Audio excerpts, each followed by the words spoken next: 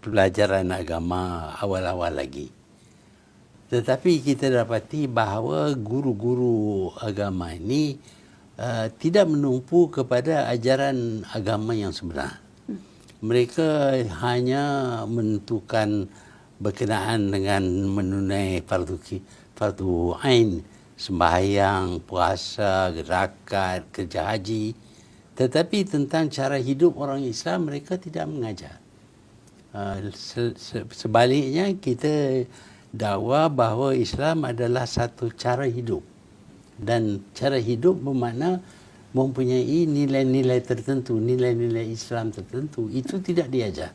Jadi kita berpendapat bahawa tidak perlu banyak masa. Yang lebih penting ialah tajuk pelajaran itu tertumpu kepada ajaran Islam yang sebenar, terutama berkenaan dengan cara hidup orang Islam. Bukan semata ritual atau tata cara berdoa misalnya.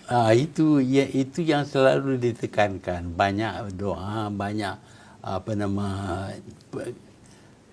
kepercayaan kepada tulisan-tulisan ulama-ulama. Tetapi kadang-kadang membelakangkan Al-Quran. Jadi kita nak balik kepada Al-Quran. Bukan kita nak ketepikan agama, tidak. Kita nak tumpu kepada ajaran agama yang sebenar. Dan yang sebenar datang daripada Quran. Ya, kalau kita mengajar pendapat ulama itu, pendapat ulama ini, kita akan confuse. Kita akan keliru yang mana satu yang kita perlu ikut. Dan akhirnya konflik antar. Ya, dengan itu wujud macam-macam ajaran yang kerap kali jauh sekali daripada ajaran agama. Dan disulam pula politik. Jadi bukan mengajar agama berkenaan supaya kita mengenali agama kita, tetapi mengajar agama yang mendukung perjuangan politik parti. Itu kita berpendapat itu tak perlu. Ketika Tun berbicara, karena ini isu yang juga similar, sama dengan di Indonesia. Tetapi ketika Tun berbicara straightforward lugas, saya membayangkan pasti ada backlash. Pasti kemudian ada tudingan-tudingan. Wah, anti agama, liberal, sekuler. Pasti ada kritik-kritik seperti itu, Tun? Kita pro agama, bukan anti agama. Apa yang kita lihat, kadang-kadang ajaran-ajaran yang disampaikan tidak seperti yang terdapat dalam Al-Quran. Umpamanya mereka menyebut tentang hadis-hadis tertentu. Tetapi kadang-kadang hadis itu bertentangan dengan Al-Quran. Kita pilih Quran. Kita tak hadis itu mungkin betul, mungkin tidak. Terdapat sehingga 600,000 hadis. Dan pakar hadis berkata bahawa kebanyakannya tidak sahih.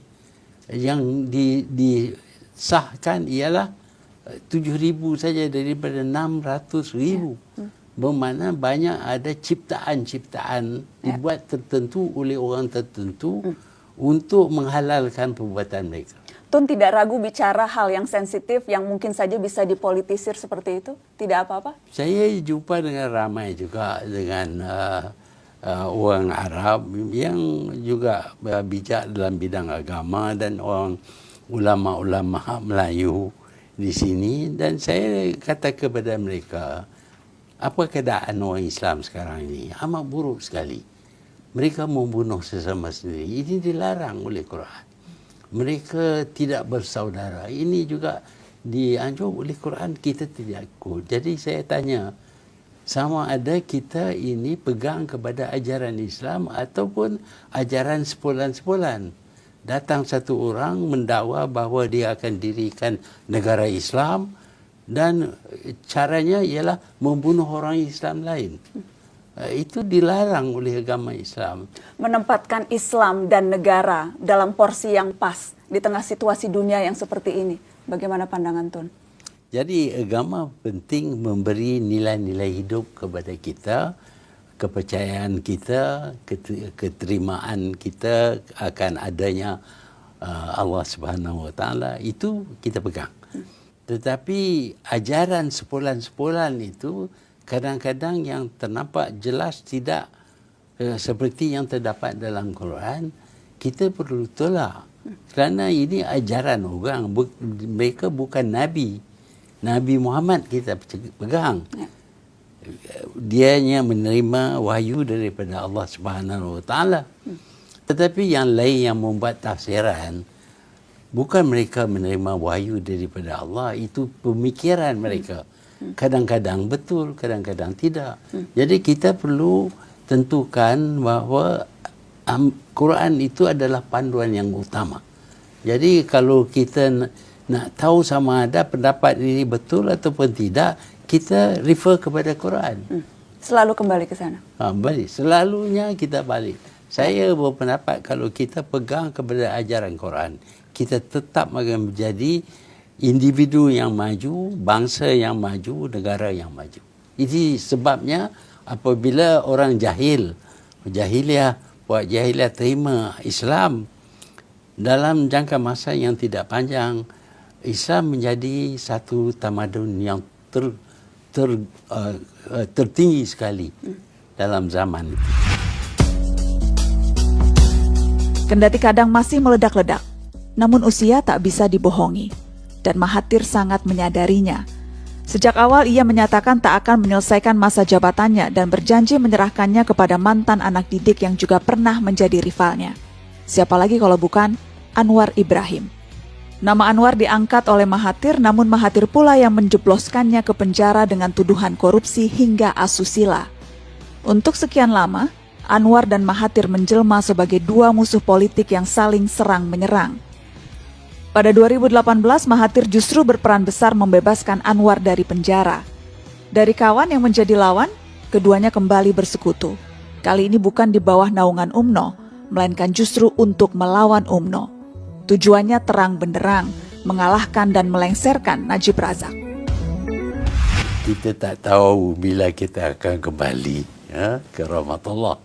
Jadi kita tentu ada masa yang sedikit.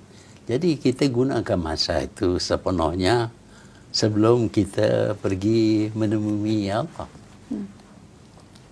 Jadi itu saja. Jadi saya punya kebolehan terhad daripada segi masa. Setakat yang saya boleh, saya akan sumbang kepada pembangunan negara ini. Tetapi kalau saya dah sampai ajal, habislah luka. Terima ajalah. Jadi sisa waktu ini semuanya untuk mengabdi itu. Itu saja yang ada. Kalau kita, apa lagi kita nak buat? Kalau kita tahu kita mempunyai 2-3 tahun lagi, jadi ada setengah orang mereka anggap mereka buat ibadat, semayang dan buat kerja. Saya dah buat semua itu. Saya masih buat semua itu. Tetapi masalah nak buat apa? Saya buat apa yang saya boleh untuk negara Malaysia. Untuk negara Malaysia. Dan ketika nanti meletakkan jabatan, Tun membayangkan peran Tun di pemerintahan, di kerajaan nanti seperti apa? Akan tetap advisor atau akan semuanya diserahkan kepada penerus Datuk Anwar Ibrahim atau bagaimana? Ya, dia akan jadi Perdana Menteri, terpulang kepada Perdana Menteri untuk menentukan dasar-dasarnya pula. Kalau saya ditanya, mungkin saya memberi nasihat, pendapat dan sebagainya. Kalau saya ditanya, tapi saya tidak paksa sesiapa bertanya kepada saya. Menarik memang hubungan antara Tun dengan Anwar Ibrahim, kemudian juga sempat berbalik-balik hubungan itu. Kemudian kalau kita bicara Perdana Menteri yang lama, Badawi dan juga Najib Razak, hubungan itu sempat baik dan kemudian dilengsarkan. Jadi politik itu memang dinamis, berubah-ubah. Ya, memang politik begitu. Saya berpendapat, saya sudah 22 tahun jadi Perdana Menteri, terlalu lama. Jadi saya letak jawatan. Bukan saya pada suruh, tidak.